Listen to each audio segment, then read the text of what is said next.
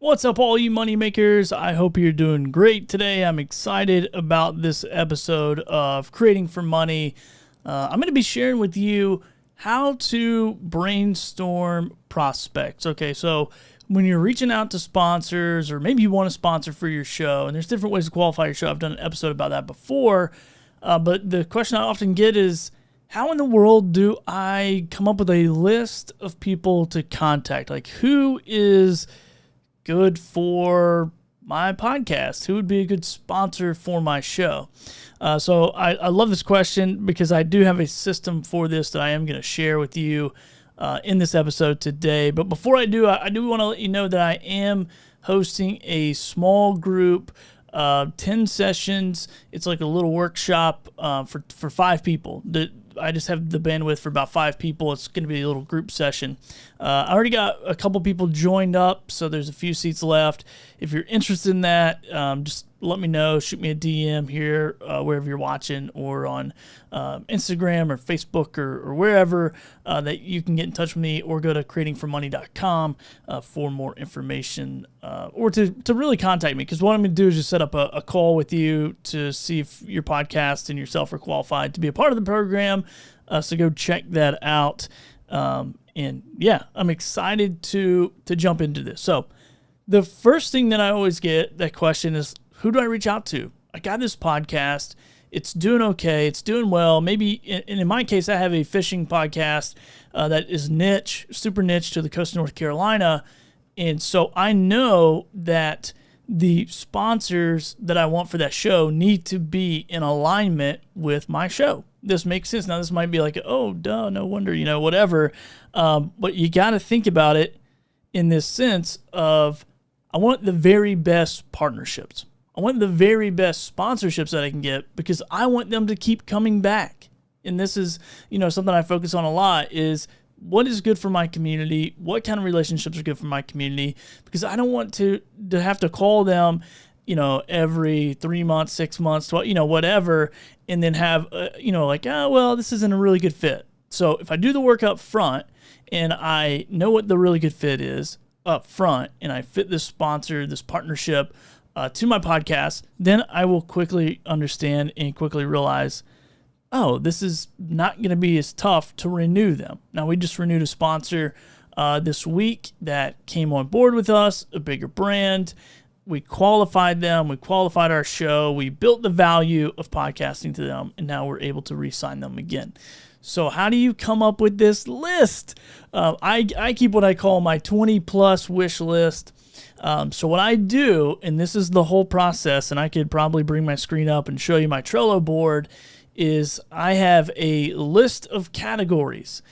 This list of categories inside of my niche. Okay, so I'm not just thinking about anybody and everybody. I'm not listening to other podcasts and saying who's sponsoring their shows. None of that stuff. I am saying, what is my niche, and what categories cater to that niche. So for instance, I have, and I'm just going to pull up my Trello here.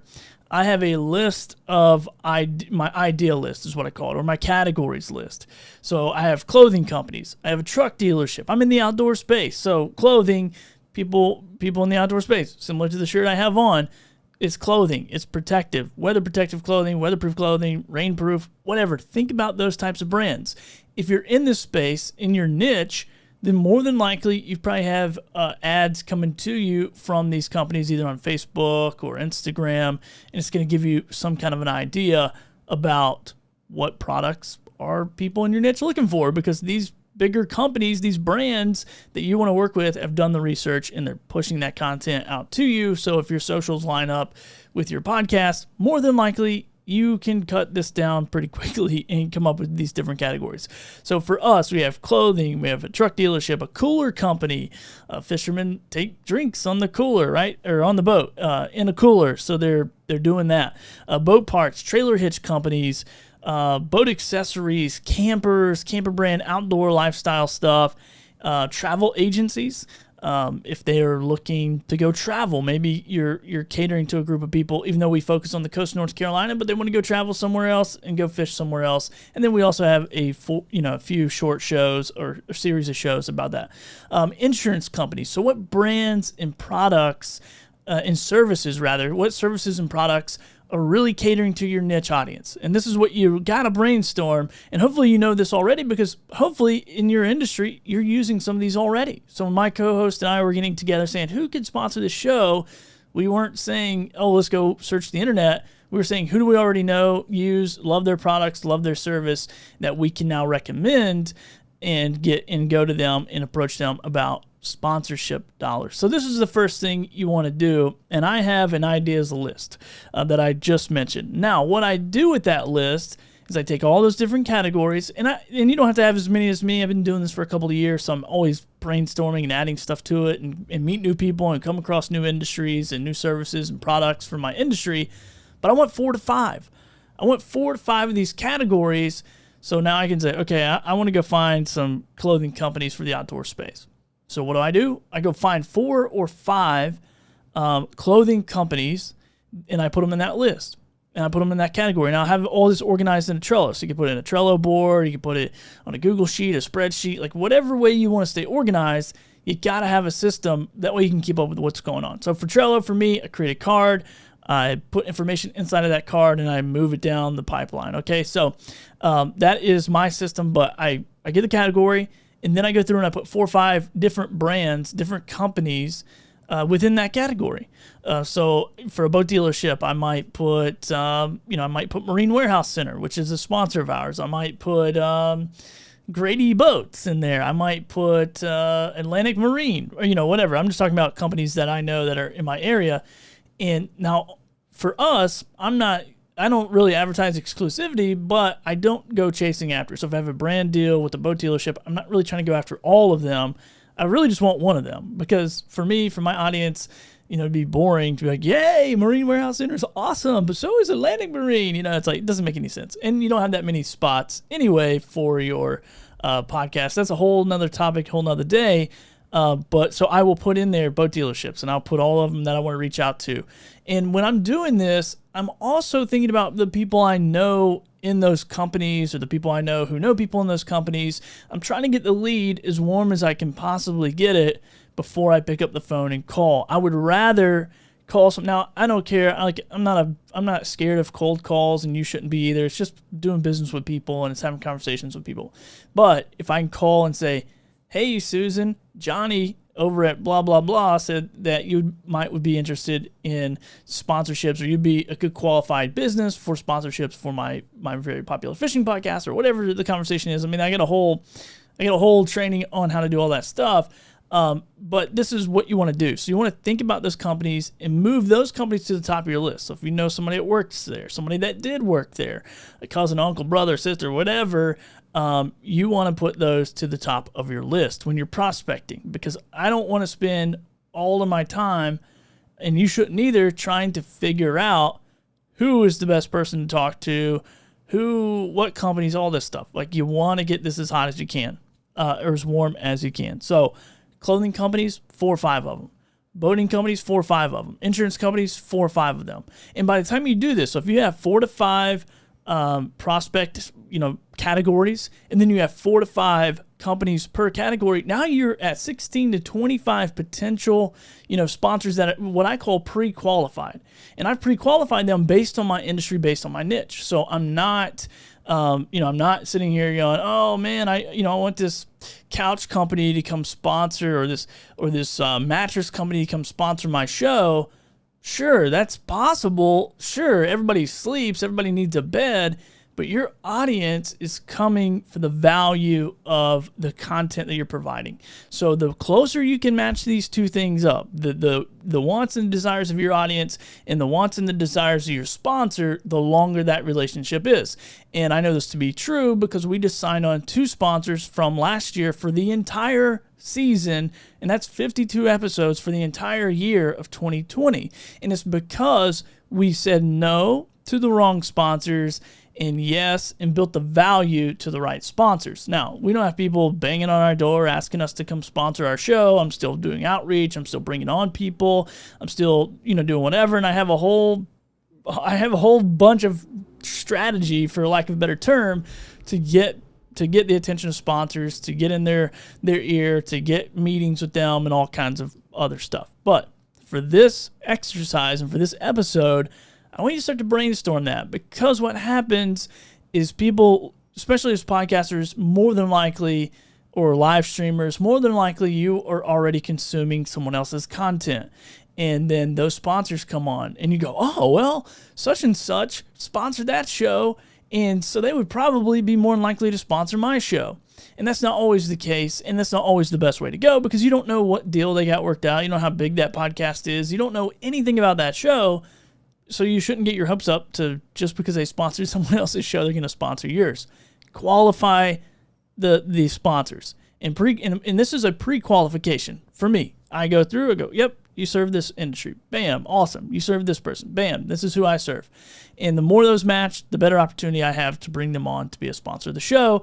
And the better my audience is going to respond to their product, to their service, and get some return on investment for them. Now, what I do after that is I will reach out to them and I will basically just inquire, do you sponsor podcasts? Have you ever sponsored podcasts? Now, in my situation, I have noticed that I am more than, in my industry, I should say, I'm spending more time educating people on podcast sponsorship than anything else. And I love this. I love being the front runner, the forerunner, if you will, of answering these questions, of building the value of podcasting, because it's very valuable, and the way that we do it is very valuable. And I want to build this rapport with them, and I want to be the first person. I want to be that first podcast that they sponsor. I want to get on a discovery call with them and figure out what are the pain points of your business and how can I help you solve those? And is this audience that I have and this community that I'm building valuable to you? And this is one of the biggest myths, and I always try to say this when I'm talking about sponsorships, is you need 10,000, 100,000, a million people listening to your show so you can charge a CPM rate and get raked over the CPM coals and make pennies when you could be making dollars. And I want to encourage you, know your audience, know your niche, and qualify, or pre-qualify in this case, the sponsors that make the most sense for your show. And the more that you have these two relationships working together, the more success you're going to have selling sponsorship spots, the more return on investment they're going to have, the more feedback they're going to get, and the more likely they are to go, cool, I'm going to write you another check. I'm going to write you another check when this agreement is up,